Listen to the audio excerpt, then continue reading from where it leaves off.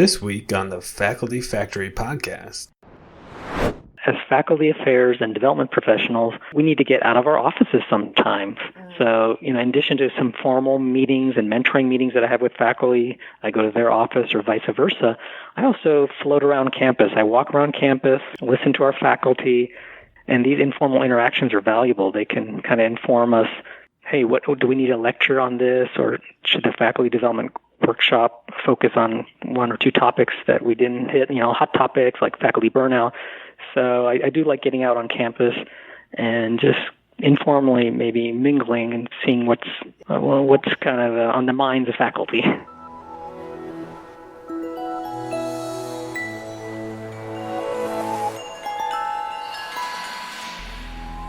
Hi, friends. Welcome back to the Faculty Factory podcast. This is Kim Skorupski. And on today's episode, we are talking with Dr. Zuber Mulla. He is a professor at the Department of Obstetrics and Gynecology and Assistant Dean in the Office of Faculty Development at the Paul L. Foster School of Medicine in El Paso, Texas. Zuber, how are you doing there in Texas Tech University Health Sciences Center? Doing well. Thank you, Kim. Thanks for this opportunity. What's it like down there in Texas in January 2020? I live here and work on the border of Mexico and in beautiful sunny El Paso. So it's nice and sunny today, probably high in the 60s.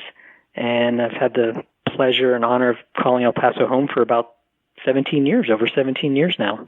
So Zuber, please share with us your story. People love to hear about how people found themselves, especially someone like you, PhD, CPH, FACE, professor. What in the world? How did you find yourself doing faculty development stuff? That's a great question. So when I look back on my career in epidemiology and academic medicine, I think all along I was training for a position in faculty development. I didn't even know it. And I'll explain a little bit. I'm an epidemiologist by training, specialize in women's health right now. And as you know, epidemiologists are quite collaborative. We're able to speak to people, say, like computer scientists, engineers, biostatisticians, faculty. So I was collaborating and setting up what would be the skill set I would need as a faculty development professional some years ago. I started my career back in 1994 as an epidemiologist working in childhood cancer epidemiology in Tampa, Florida. And then I moved to Orlando, Florida, where I worked as a field epidemiologist.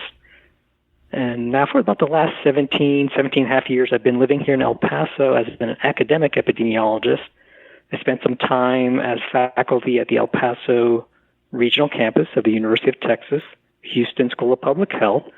And then in 2006, I moved down the interstate, to another state university here to Texas Tech and joined the medical school's faculty.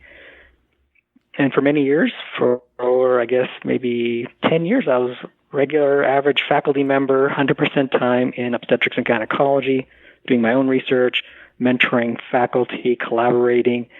And then I got this great opportunity in 2016. My supervisor and mentor, Dr. Sonia Kupasik, who is the associate dean for faculty development, she and our medical school's dean, Dr. Richard Lang, both thought I would be a good fit to fill this position of assistant dean. And that's what happened almost 4 years ago. And I've been thrilled to be here learning and serving ever since then.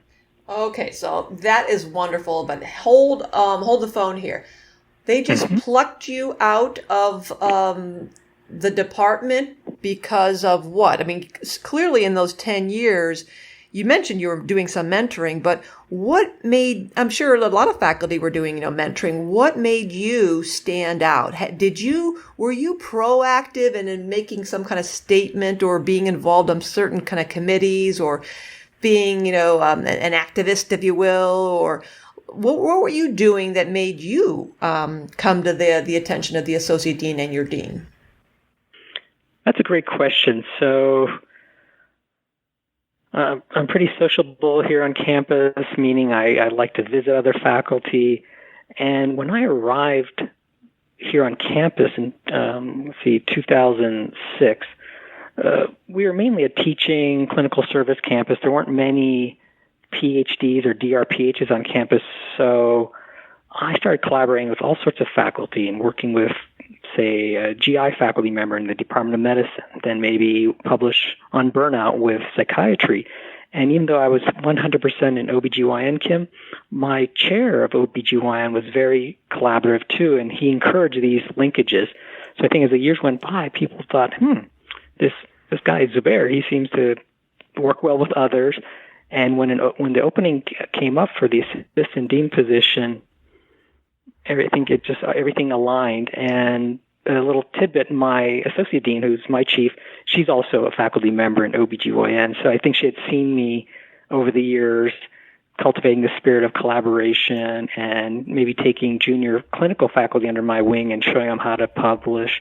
And so she's a physician scientist. She's an MD PhD, my associate dean, Sonia Kupasik. So I think I was just in the right place, right time, and the right people noticed what I was doing. That you're reinforcing this idea, Zuber, that we try to teach our faculty members that, as leaders, people are watching you.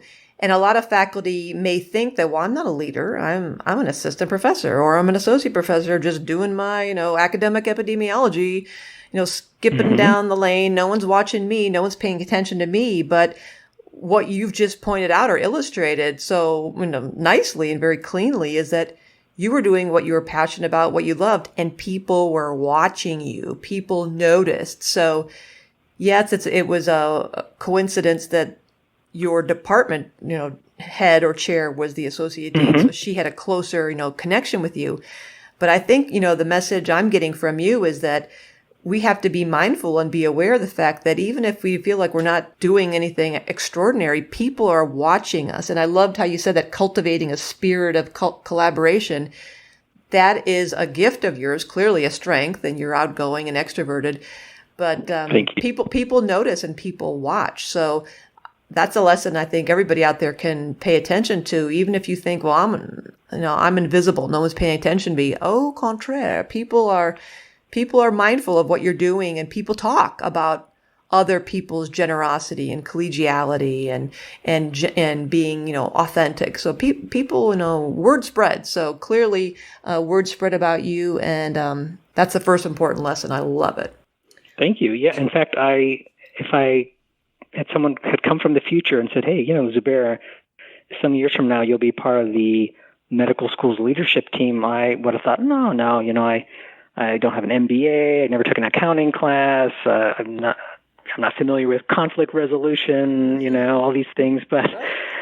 And I think we all have a skill set. So I think for maybe any of the junior faculty listening, there's always a way to develop, grow, and learn. And also, people should aspire to champion others and mentor, and that can lead to a leadership position that's fulfilling, rewarding. Yeah, love it. So what does your office look like? So when you said you were, hit up for this position, had the Office of Faculty Development had been around for a while, or was this the El Paso branch a new OFD that kind of blossomed? That's a great question. So for many years, Tech here in El Paso was a regional campus of Texas Tech University Health Sciences Center based in Lubbock. Some years ago, we split off. We're still part of the same university system, but we have our own president. Some years ago, our medical school had one office. It was the Office of Faculty Affairs and Development. That split into two groups, and by the time I joined, it was already two different units, and I joined the latter unit, the Office of Faculty Development. Our group mainly is concerned with several things. Our signature offering is our annual institutional faculty development course, which runs from November to about May of every year.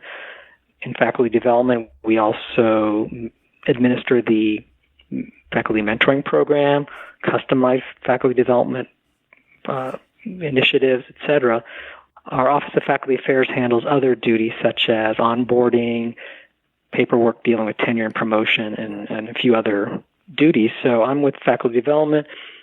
We're a small but amazing group, if I may say. We have 4 professional staff members, and then 2 faculty members, myself, and then Sonia Kupasik, who I mentioned a few minutes ago.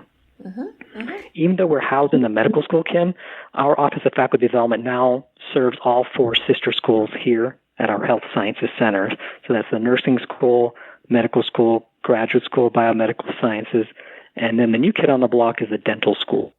So tell me something that your office does that's unique or different, or what is something that you want to share with the listening audience? Thank you, Kim. That's a great question also. So as you've heard, I have this passion for epidemiology and especially clinical health services research.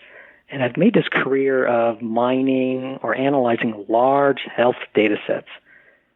And over the years, my supervisor, the Associate Dean, Dr. Kapasik, she saw me publishing on these statewide data sets, databases. She was aware of my interests, and she had a great suggestion, Kim. A few years ago, she said, why don't we create a repository of publicly available Texas hospital data and use this to develop our faculty here on campus? And that was her idea, and it was great. So using the expertise of our staff members, we have several analysts here in the Office of Faculty Development who are computer science experts. We spent the last few years amassing several years' worth of free, publicly available inpatient and outpatient Texas hospital data. So millions of records. Let's say, Kim, you're a junior faculty member and you're maybe a little intimidated about publishing. Maybe you've come over from the private practice side. Now you're full-time faculty. Maybe to get your foot wet into scholarship, you could consult us, and we would help you using some ICD-9, ICD-10 codes, publish with you and mentor you over a period of 1 or 2 years and get a paper out in the peer-reviewed literature. So that's one thing we've come up with and found some success, that our team here in faculty development has been able to guide several physician faculty as they analyze some of these data sets. Wow. Now, what kind of an financial investment did that take, and how much time? Because I'm just imagining that must have been a huge lift to get all those quantitative IT systems operations folks to build that. So are you saying you don't have Epic? No. So this is actually outside of the EMR. These are actually some data sets, some of which you can download right now if you just go to the Texas Department of State Health Services website, our state health department.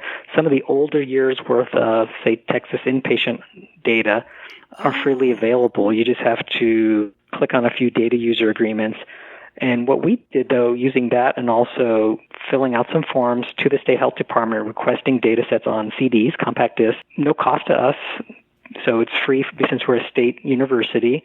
The cost actually came in is with the computer analyst time. So we have 2 full-time master's level computer scientists here in the Office of Faculty Development. Their office is just right next door to mine. Oh. And they're great, Eduardo and Marco, and they both have master's degrees. So it's their time kind of downloading the data, importing it.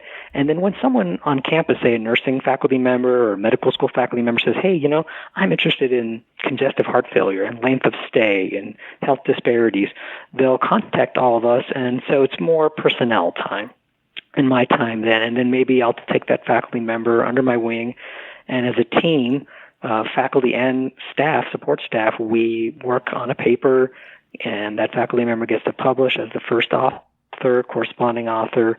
Oh my God! And so so it's by and large, it's more the investment of time. Oh my gosh, your which dean of course must cost. be absolutely thrilled with that, and the faculty must be like, "Are you kidding me? This is there. I can do that. There's be people who will help me do this." I can't imagine that your faculty their heads must like just explode when they learn about this. Well, thank you for the kind words. We can't do it alone. So there's another group on campus known as the Biostatistics and Epidemiology Consulting Lab, the BECL or BECL. And sometimes if we're kind of booked up for a few months, we'll tell the faculty member, hey, here's the chunk of data you needed. You wanted like 3 years worth of data on children who are hospitalized with some condition. And we're going to refer you to our colleagues next door in the Biostats Epi Consulting Lab, and they'll also help.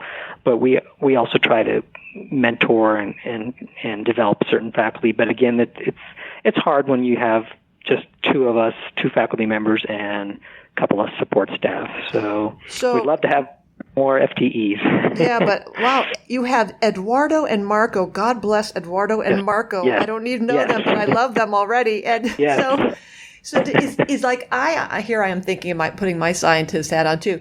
Is the IRB already approved for these secondary data analyses, or does each faculty member then, does the train have to be backed up to, now you have to go through IRB? Initially, we were telling our mentees, go ahead, submit this to the IRB, but as you mentioned, it's secondary data analysis, largely scrubbed of PHI. And so it was good practice for the faculty mentee to put together an application, use our web tool known as Iris that we use to interface with the IRB, and then usually, like you said, the IRB would come back and say, hey, you're exempt from formal review. This is a publicly available data set. And so nowadays, some of the rules have changed here for the IRB on campus, and our faculty don't have to submit these type of proposals for these data sets. Wow. But yeah, for the first few years, it was a good exercise also, because as you know, you go to publish sometimes, the journal would say, hey, can you upload your IRB approval letter / exemption letter?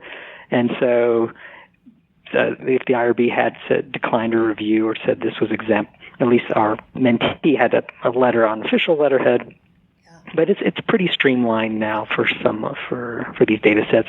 Again, they have their limitations. I sometimes meet a bright-eyed, bushy-tailed faculty member in the hall, and they're like, hey, I heard you have several years' worth of inpatient data. I've never used these administrative data sets, but can I maybe work this weekend and get a paper out? And I have to tell them, it's even though you're not collecting data, you're not cracking open charts or looking at the EMR, it does take time and months. So some of our faculty who haven't published, we just tell them the reality that it might take months and months to actually analyze the data, write it up, as you know, and there's limitations with some of these publicly available data sets. For example, one issue is there's no unique identifier. So for example, you're in a department of internal medicine. You might be interested in, say, congestive heart failure. We don't know if John Doe, for example, was hospitalized 10 times in 1 year and shows up in your data set, because on the public data side, there's no unique identifier. Yep. If a faculty member coughs up some money and gets, like, a seed grant, the health department here in Texas, with the requisite IRB approvals at the health department level and local level, they'll let you have a unique identifier, and then you can kind of unduplicate and say, gosh, do I use some, more fancy methods like GEE or mixed models to account for that repeated measurement. But by and large, it does take some training of our faculty, but it's exciting. Their eyes light up. They maybe were intimidated initially about data and research, and now they're warming up to it and getting ready for the next project. Well, it's got to be an easy way to grow that kind of a culture when somebody's doing it, and that enthusiasm is contagious.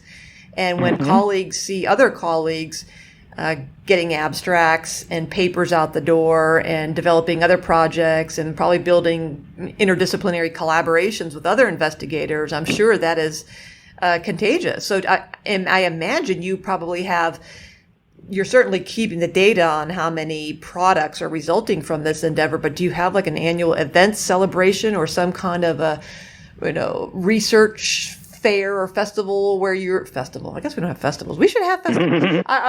We should. Balloons. I mean, do you celebrate, these products and raise the profile and visibility of all this work? Faculty development doesn't host a research symposium or fair, but there is a campus research symposium.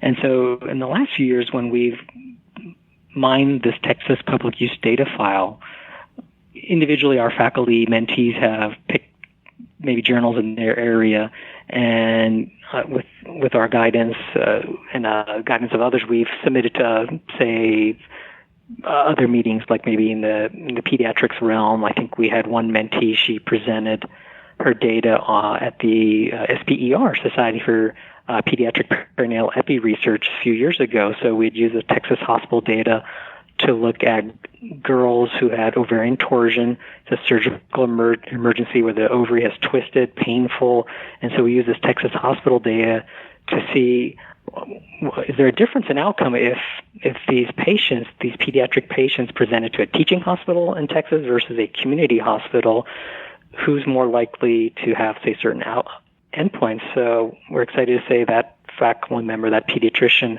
took that poster and abstract to a pediatric epidemiology meeting, and then eventually the paper was published in a hospitalist journal for pediatricians.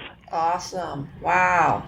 So you've definitely built, see, this is a great example of how the diversity in the space of faculty development is another, I think, another feature that makes us in faculty development and faculty affairs so unique, because we're not, for example, accountants or bookkeepers. So we're all trained in this model of accounting and this software. We come from every facet of academia. And I think you're the first epidemiologist we've had on the Faculty Factory podcast. And this is a complete, it's just so obvious that your thumbprint is on this model of how you built your whole career of working with large-scale epidemiologic data sets, and now taking that, something that was so familiar to you and comfortable to you, and moving this into building a culture of research and research mentoring and providing these data and putting the resources together with Eduardo and Marco. And gosh, again, I think that your faculty must be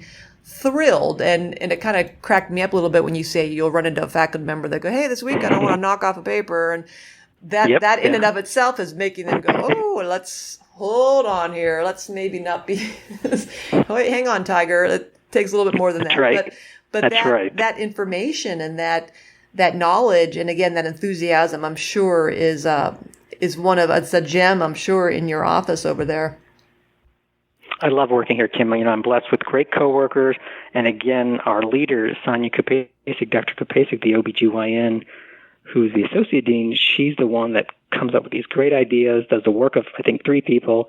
And she has organized this team of, we have Connie, who's our staff administrator, system director, and then the 2 lead analysts I mentioned, Eduardo and Marco. And then our latest team member, we hired an analyst level 2, and her name is Nadia, and she just joined a few weeks ago. So when you say what we're trying to do now is what you...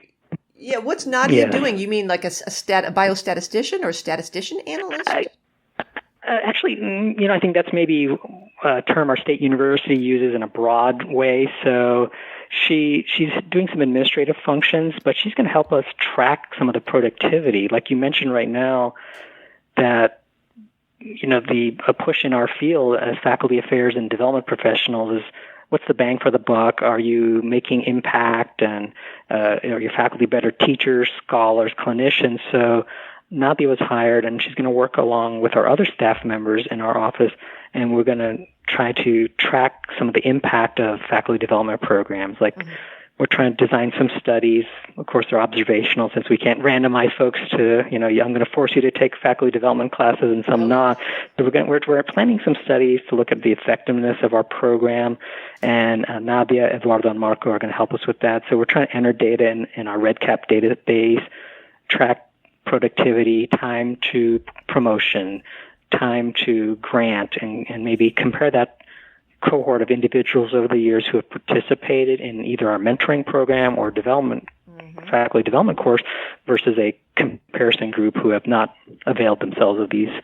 So, I'm also curious, maybe, like in your office, are you able to kind of track some of these things, like maybe for LCME, and like, again, I'm still learning. I'm still new to faculty development. Again, it'll be maybe 4 years this March. So we just, we need to quantify our success, and so I'm learning too. Yeah, I mean, I'm just super impressed that since like 2016, you were able to build this, make it happen, implement it, and people are doing it, and that's a tremendous lift. I just can't imagine. That's just huge to me, getting data. And so, but it's clear to me how you're able to do it, because again, that's how your brain works, and that's how, that's where you came from. So you weren't necessarily as intimidated by that as somebody else who might have been like, you want me to what? you want us to take all these data and put them where and then do what with them? That's huge. But yeah, your question about the scholarship, that, on the research and scholarship committee of the group on faculty affairs, our job is to keep research and scholarship foremost in our minds, because we do, as you mentioned, Zuber, we want to demonstrate return on investment. It's very important that we be able to document our value and what are the measurable outcomes that we can show to our deans and our boards of directors to advocate for the investment in the programs and policies and the resources and everything that we offer to our faculty. And therein lies the rub, as you mentioned, just, perfectly. We can't do randomized controlled trials. We can't randomize people to have this great resource and nobody else can do it.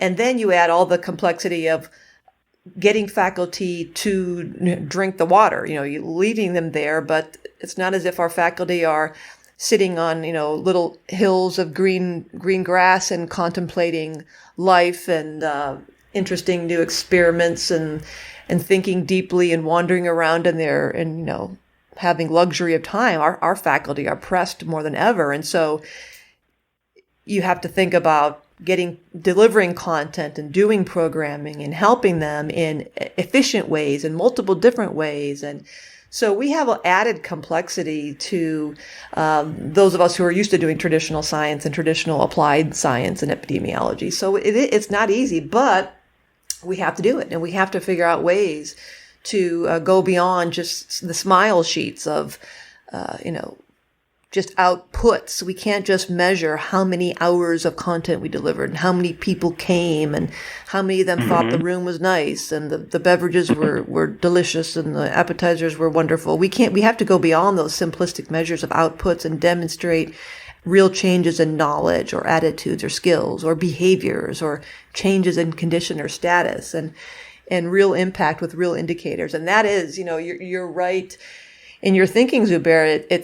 It's not easy and it's different at every place and it takes time. And when you're so busy, all of us in faculty development, running from issue to topic to crises, it's hard, just like our faculty. It's hard to stop and think carefully about a great study design and how are we going to do this and how are we going to collect the data and how are we going to have our comparison group? That stuff takes time and effort. So we constantly, I feel like, walk that fine line between trying to do is the best that we can to help our best faculty do their very best. But we're all doing that with little to no resources. So yeah, there's no easy answer for that, but that's something we all have to push ourselves and be mindful of. It's not enough to do things just because we think it'll have an impact, or we think our faculty like it, or we think, it's doing good. We have to find ways to measure it. And it's not fast either. We can't just say, okay, after 1 year, faculty are great. They're doing great. It's sometimes because people don't get promoted in a minute or a year, or people don't get the grant in 6 months after taking our classes and courses. So it's a tough nut to crack. I agree. Well said. And I was just as you were talking, thinking about some of the other things I've learned the last few years here is that as faculty affairs and development professionals, we need to get out of our offices sometimes. So, in addition to some formal meetings and mentoring meetings that I have with faculty, I go to their office or vice versa. I also float around campus. I walk around campus, listen to our faculty, and these informal interactions are valuable. They can kind of inform us, hey, what do we need a lecture on this, or should the faculty development workshop focus on one or two topics that we didn't hit, hot topics like faculty burnout. So I do like getting out on campus and just informally maybe mingling and seeing what's kind of on the minds of faculty. Well, you're speaking, you're speaking to my language. I'm also an extrovert, so I imagine some introverts are out there rolling their eyes and blowing up in their mouths a little bit right now. But yeah, to us, that is very natural that you and I and others like us, we do that. What was the way old saying of management by walking around? That I too love going to faculty senate meetings and advisory meetings and promotion committee meetings and any place where faculty gather and just sitting there in the back of the room sometimes, even just to hear the questions they're asking, to watch them. I'm like an old-fashioned people watcher. What are they doing? What are they doing it on?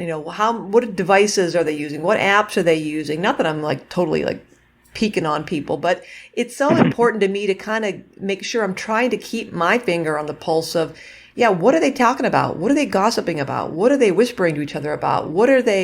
Do they have a semblance of community and engagement with each other, or are they isolated and sitting by themselves? And when it comes time for Q&A, what are they asking, and how many heads are nodding when those questions are asked, or how many eyebrows are raised in like, are you kidding me, when a speaker says something? So you're right, and I'm totally with you on that. You're not going to get that vibe or pick up on that pulse when you're just hunkered down in your own space and in your own place. And even walking from room to room and building to building, sidewalk to sidewalk, instead of having your head down, buried, watching and just looking. I learn a lot from what I don't know. I learn so much just by watching them. And I think it's so important as people like me, as opposed to you. I've been around this game for a while now, going on 12, 13 years. And I'm aging out of this, the newer generation. So it's even more important for me and those of us in my generation to be aware of the fact that our younger faculty are thinking differently. They learn differently. They were taught differently. They have different expectations and different ways of being. And that's something that, we have to forever be recalibrating and moving our antenna around to kind of get that, and collaborating with people like you. And that's what I, also appreciate with what you shared, Zuber, that your spirit of collaboration and collegiality and that instinct for you to talk with other people is what will help you be successful, because you are capitalizing on the wisdom of the crowd and understanding that there are people around you who can help us help them. Exactly. So win-win. It's a two-way street when you mentor and collaborate. So again, thank you for your kind words. As I mentioned, so it's a team effort. Yeah. So what else are you excited about, and innovative stuff or interesting stories you want to share? I mean, you're doing this 4 years. You've done a lot. You have a unique position, but tell us more. Well, it's so as we discuss faculty development professionals, we need to be nimble. We need to address important topics in a timely fashion. So in that regard, our office hosts this quarterly seminar series. We call it the Need to Know Grand Rounds.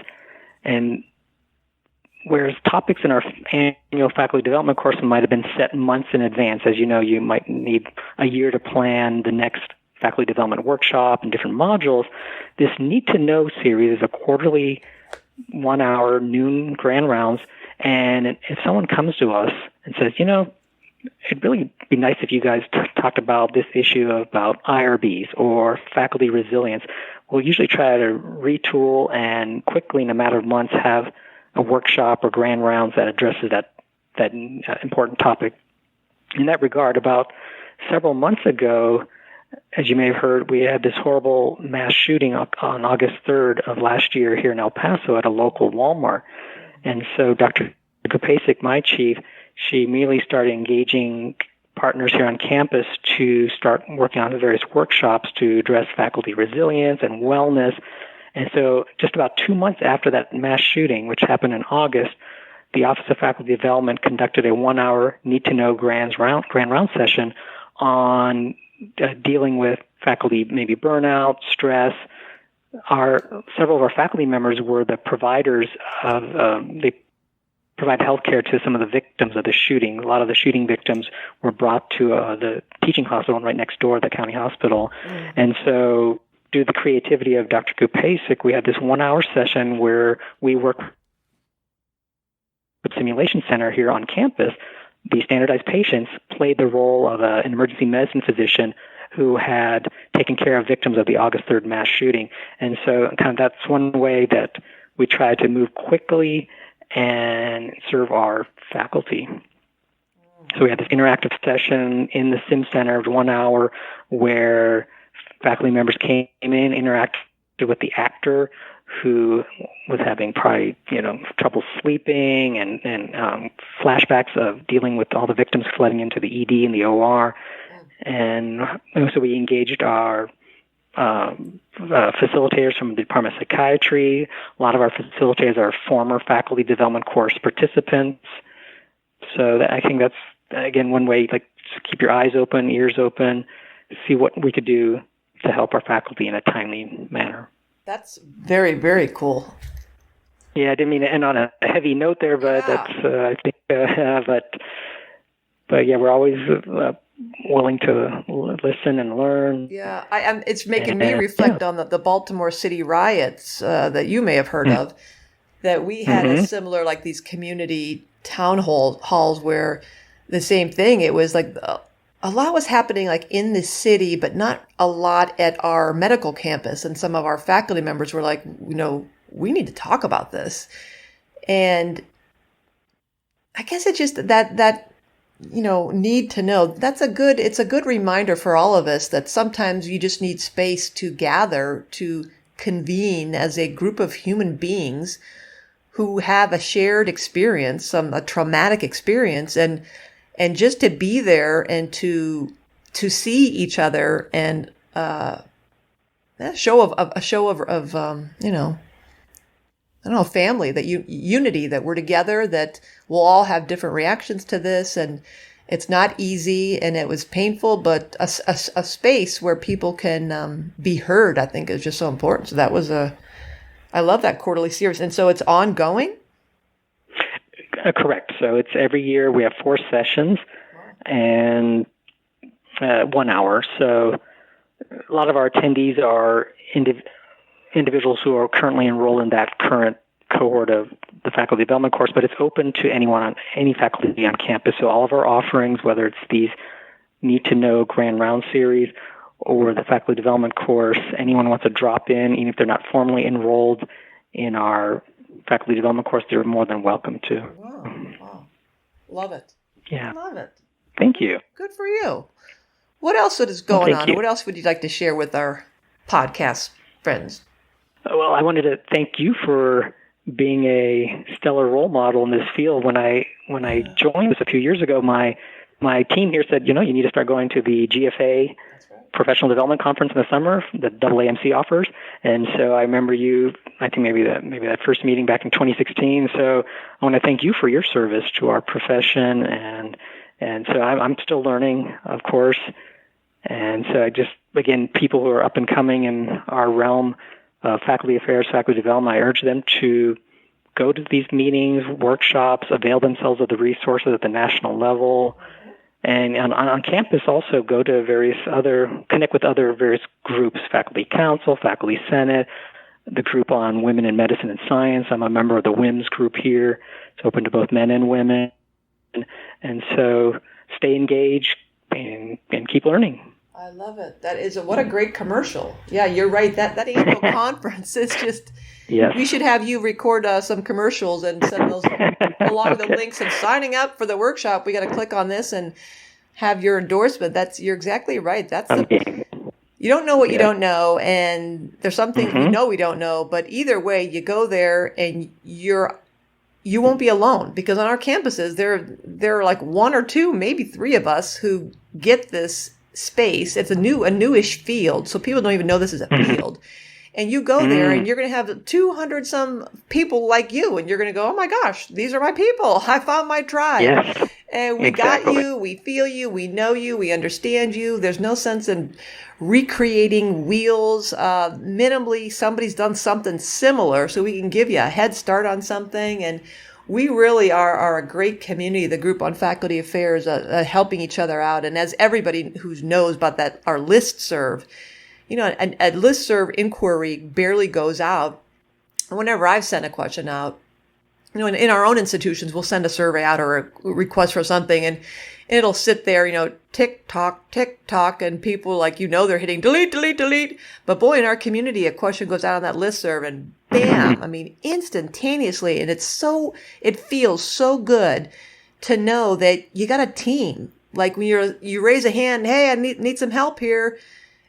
People are like, yeah, I got you. So it's a great community. And even if you are an introvert and you prefer to be on your own, you can learn a lot and find people who get you and understand you. And you don't have to be a loudmouth like me running around and meeting everybody, or like Zuber and being all collaborative and extroverted in your face. But there's opportunity for everybody, and no matter what you're interested in, there's expertise, just so thick with expertise. We're just really, really deep with stuff because we're all diverse. We come from so many different backgrounds. So yeah, thanks for that commercial for the PDC in Portland, Oregon this year.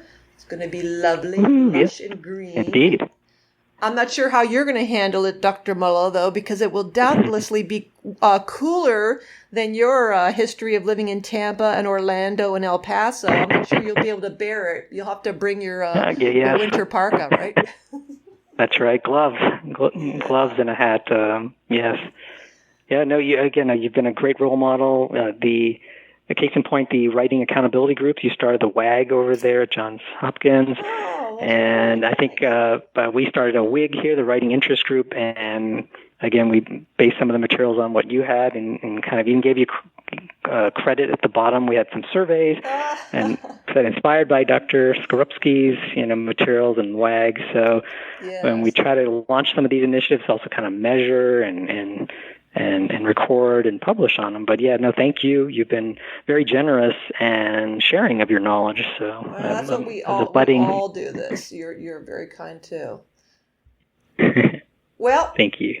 This has been a great episode and another wonderful example of how people from every area of academic medicine and scholarship and training make really huge impacts. And then look in 4 short years what Dr. Zuber Mulla has done there in El Paso for his faculty there. And you too can do things like this. And this is a great example of someone who's going to be a leader of the future. And we hope you all are inspired, as I am, by the really cool things going on. And you could start a need to know grand rounds. You can get an Eduardo or Marco. Don't take Zuber's Eduardo and Marco, but wow, what great resources at the Paul L. Foster School of Medicine down there at Texas Tech in El Paso. So again, that's Dr. Zuber Mulla, the professor of Department of Obstetrics and Gynecology, the Assistant Dean of Office of Faculty Development,